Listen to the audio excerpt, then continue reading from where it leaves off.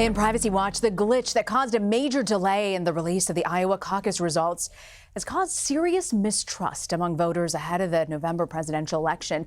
CBSN has obtained exclusive video of the inner workings of Shadow. That's the problematic app used in the Iowa caucus. Joining me now, CNET senior producer Dan Patterson. So, Dan, what more do we know about how this app failed? All right, Rena, so the Iowa caucus last Monday. Why are we still talking about this app? Well, this app is more than just this particular application. It's a part of a larger ecosystem of apps and technologies that serve our entire primary process.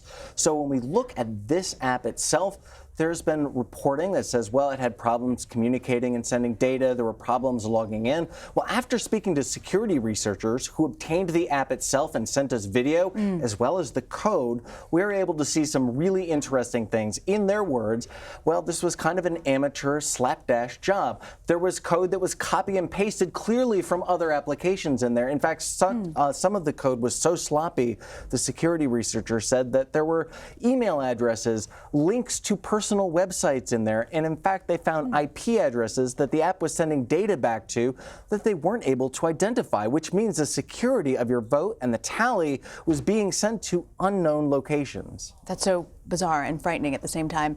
You spoke exclusively with someone who had a chance, as you mentioned, to really review and take a look at this particular app. Who was it and what did you learn? So we learned about the technical specifications, and although this might seem like jargon and like code, he was able to break it down for us in ways that were pretty simple for almost anyone to understand. Let's take a look. Essentially, what you're seeing in front of you is basically some of the information on a site called VirusTotal, where it was uploaded to. So what you're seeing there is information related to the text that was used in the app, basically paragraphs of text as well as URL and links contained in the app. And what you're seeing here is a couple of examples of URLs that basically should have probably not been in there.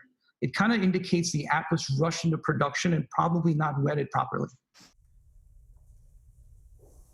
So what we see and have learned from this is that our democratic process was kind of beta tested using this slapdash application. This is really important, Rena, because it sets a precedent going forward. Now, let's paint a scenario where there was not a meltdown on Iowa and this app was still in the field. Well, we know that Texas had planned to use parts of this app, especially the text message part that allows candidates to send text messages. We also know that the Nevada caucus had planned to use this application. Yeah. So again, but they've said now that they're not, right? They've said now that they're not. Yeah. But again, let's remember that there were IP addresses that this app was sending data back to that were not vetted.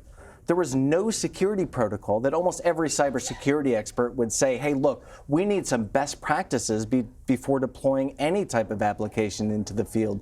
This means that voter data would have been sent insecurely to locations unknown.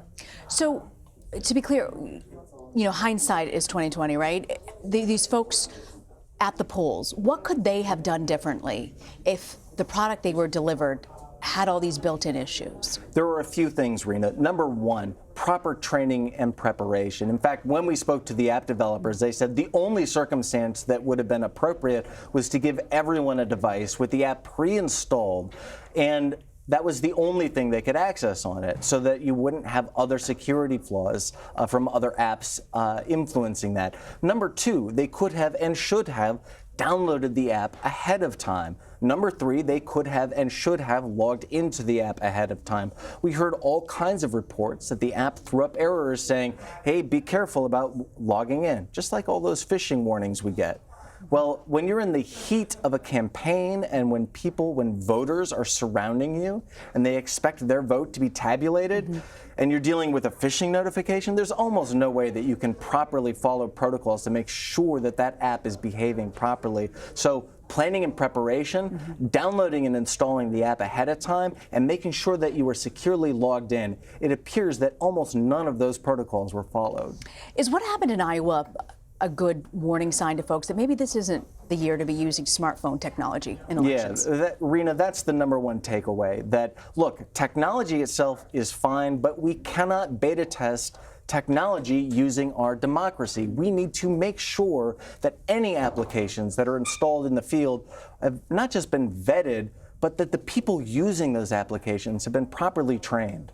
All right, Dan Patterson, thank you very much for this update and for breaking down exactly what went wrong. Good to see you.